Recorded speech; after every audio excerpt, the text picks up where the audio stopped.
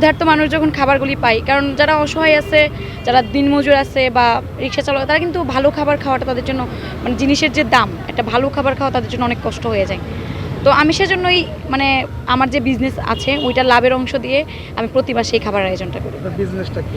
আমার বিজনেস হচ্ছে হোমমেড খাবার আয়োজন, হোমমেড খাবার, তারপর হচ্ছে অনলাইনে কাপড়ের ব্যবসা করি।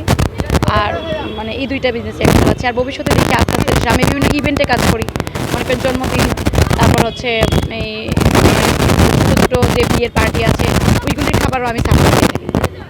মানে আমাদের যে গ্রামের বাড়িতে আব্বা প্রতি মাসেই একটা খাবারের আয়োজন করতো, এরকম মানুষকে খাবার খাওয়াতো। তো এটা আমরা দেখা গেছে মানে আমি দেখতাম মানে মানুষের যে শান্তি পাইতো খাবারটা খেয়ে, ওই শান্তিটা দেখেই আমার কাছে আসলে মানুষগুলো যে খাবারের জন্য যে একটা ভালো খাবার পাইলে যেমন ছুটাছুটি করতো দেখে, তো ওইটা থেকে আমার আসলে এই অনুপ্রেরণাটা। প্রতিদিন দিই না ভাই, আমি মাসে একবার দিই।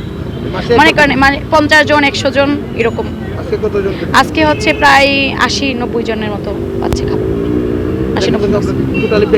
সম্পূর্ণ ব্যক্তিগত উদ্যোগ। মানে আমার যে লাভ্যাংশ আসে, লাভ্যাংশের মনে করেন কিছু অংশ আমি কোনো মানুষের পড়ার খরচ, তারপর হচ্ছে কারো স্কুল ড্রেস লাগবে বা এরকম দিই।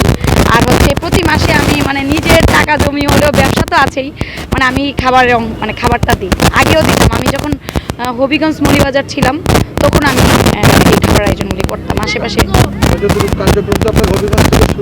না, কার্যক্রম আসলে মৌলিবাজার ছিলাম তখন আমি অনেক ছোটো অনার্স কমপ্লিট করে যখন আমার বিয়ে হয়েছে নতুন, তখন ওইখানেও আমি এটা করতাম। মৌলিবাজার ছিলাম আমি 4 বছর মৌলিবাজার ছিলাম। তো আমার বাসার আশেপাশে যে মুরগিগুলো ছিল ওইখানকার বাচ্চাদেরকে আমি প্রথমে সেই খাবার খাওয়াতাম। তাদেরকে মনে করেন কখনো আইসক্রিম, কখনো চকলেট, মানে দামি দামি খাবার যারা ওরা খেতে পারবে। ভবিষ্যতের প্ল্যান হচ্ছে ভাই, আমি যদি আল্লাহর রহমতে আমাকে সামর্থ্য দেয়, আমি প্রতিদিন মানুষের খাবার দিতে চাই। মানে প্রত্যেকটা দিন যদি আমি, মানে এটা আমার একটা মনের আকাঙ্ক্ষা যে আমি প্রতিদিন যদি মনে করেন 50 জন 100 জন যেমন সামর্থ্য আছে আমার, ওই অনুযায়ী যদি আমি মানুষকে খাবার দিতে পারি তাহলে তো মানে মনের অনেক শান্তি পেতাম আর কি। তো এখন আসলে মানে বাচ্চা কাচ্চা সব কিছু মিলে আমি ব্যবসাটাও সেইভাবে মানে বাসা থেকে চালাচ্ছি। তো মানে বিভিন্ন কারণ মিলিয়ে এখন হচ্ছে না আর কি। মানে একটা মানুষের খাবার খাওয়াতে গেলে তো অনেক ফান্ডের প্রয়োজন হয়। তো আমার তো ব্যবসা হচ্ছে বাসা থেকে করি, তো ওই জন্যই আসলে আমার হচ্ছে না।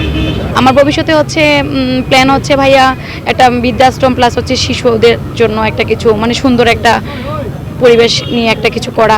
আর হচ্ছে মানে মানুষকে নিয়ে কাজ করার বেশি পরিকল্পনা, যে গ্রামে চলে যাব মানুষকে নিয়ে কাজ করব, ওইটাই আমার ভবিষ্যৎ পরিকল্পনা।